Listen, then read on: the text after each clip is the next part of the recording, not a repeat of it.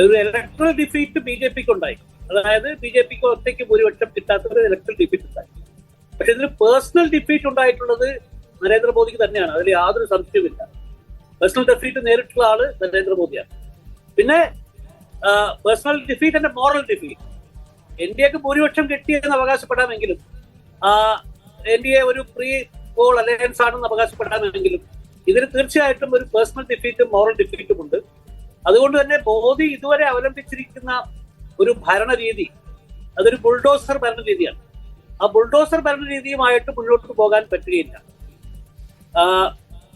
അപ്പം ഇപ്പൊ B J പിക്ക് അകത്തുനിന്ന് തന്നെ കേൾക്കുന്ന ചില സംഭാഷണങ്ങൾ, അതായത് ഈ മോറൽ അതോറിറ്റി നഷ്ടപ്പെട്ടിട്ടുള്ള ഒരു പ്രധാനമന്ത്രി നിലയ്ക്ക് ഒരു എല്ലാ സർവാധികാരങ്ങളുമുള്ള ഒരു പ്രധാനമന്ത്രി ആവാത്ത നരേന്ദ്രമോദി ആ പൊസിഷൻ എടുക്കാൻ വേണ്ടി തയ്യാറാവുമോ?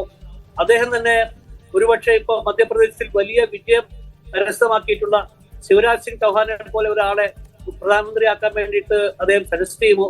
ഇത്തരത്തിലുള്ള ചർച്ചകൾ ബി ജെ പി സർക്കിൾസിൽ തന്നെ ഇപ്പൊ നടക്കുന്നുണ്ട്.